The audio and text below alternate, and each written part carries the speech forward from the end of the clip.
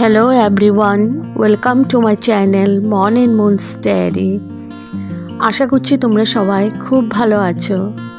আজ আবারও চলে এলাম একটা নতুন রেসিপি নিয়ে।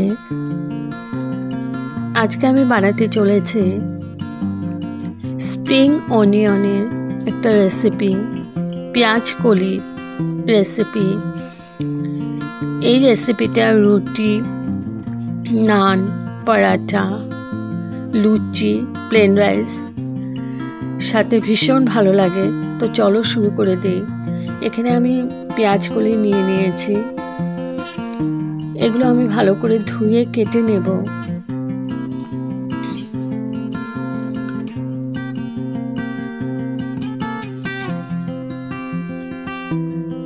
তো আমি পেঁয়াজ কলিগুলো ভালো করে ধুয়ে কেটে নিয়েছি, একটু লম্বা লম্বা করে।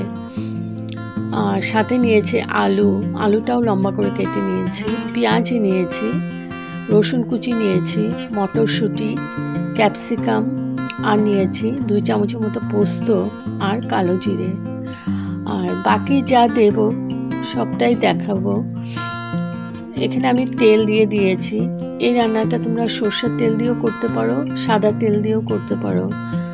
তো আমি সরষের তেল দিয়ে করছি।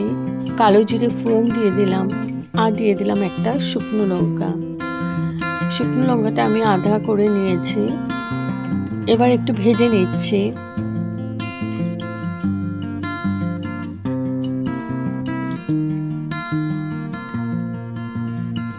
এখন দিয়ে দিলাম পেঁয়াজ কুচি।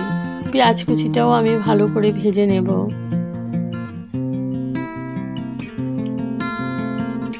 একদম হাই ফ্লেমেই আছে।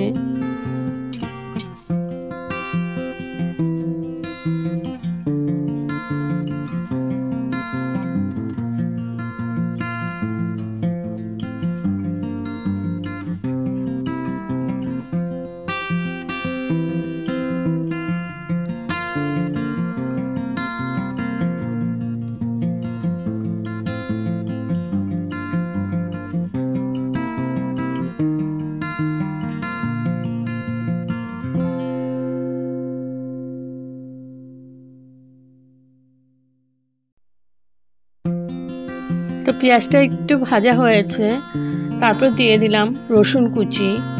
এবার পেঁয়াজ আর রসুন আবার ভালো করে ভেজে নিচ্ছি।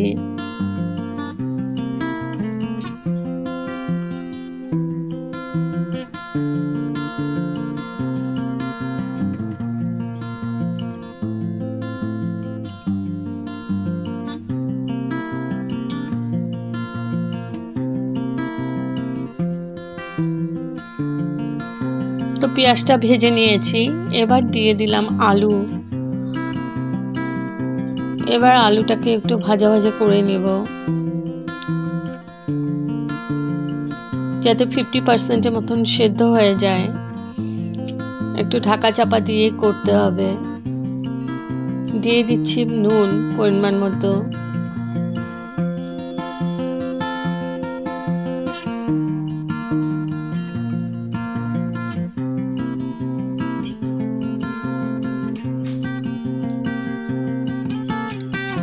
হাই টু মিডিয়াম ফ্লেমেই আছে।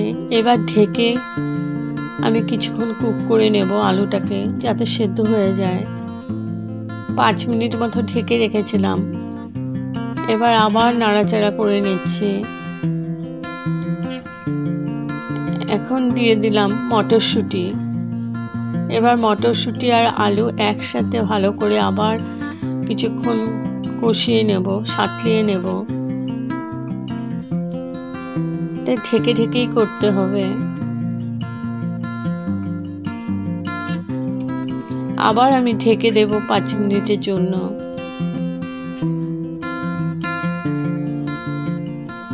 তো 5 মিনিট পর তুলে নিয়েছি। এবার আবার একটু নাড়াচাড়া করে নিচ্ছি।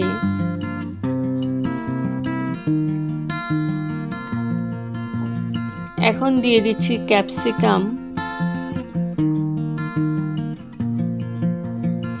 ভালো করে নেড়ে নিচ্ছি ক্যাপসিকাম দিয়ে। আবার কিছুক্ষণ ভেজে নেব।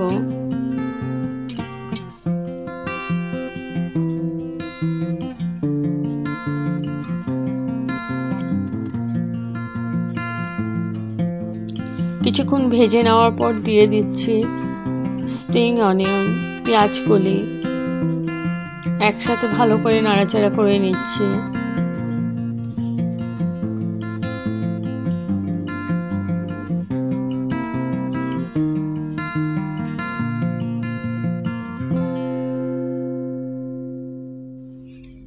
এবার দিয়ে দিলাম হলুদ পাউডার 1 চামচের মতো, ভালো করে নাড়াচাড়া করে মিশিয়ে নিচ্ছি। আর নুনটা চেক করে নেবে, যদি লাগে আরও একটু দিয়ে দিবে এখনই। আর তোমরা যদি ঝাল খেতে পছন্দ করো তবে কাঁচা লঙ্কা কুচি করেও দিয়ে দিতে পারো। এবার আমি ঢেকে রাখবো আবার 5 মিনিটের জন্য। 5 মিনিট পর তুলে নিয়েছি। এখন আমি দিয়ে দিচ্ছি টমেটো সস, 2 চামচের মতো দিয়েছি টমেটো সস। নাড়াচাড়া করে নিচ্ছি।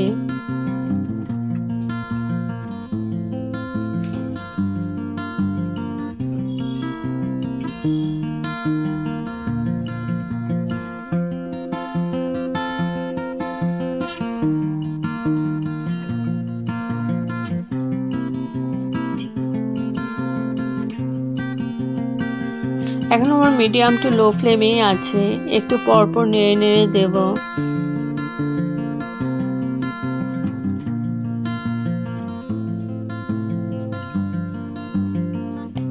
এখন আমি দিয়ে দিচ্ছি পোস্ত, এখানে আমার 2 চামচের মতো পোস্ত আছে। এবার ভালো করে নাড়াচাড়া করে আবার 3-4 মিনিট আমি খুব সুন্দর করে নাড়াচাড়া করে নিচ্ছি।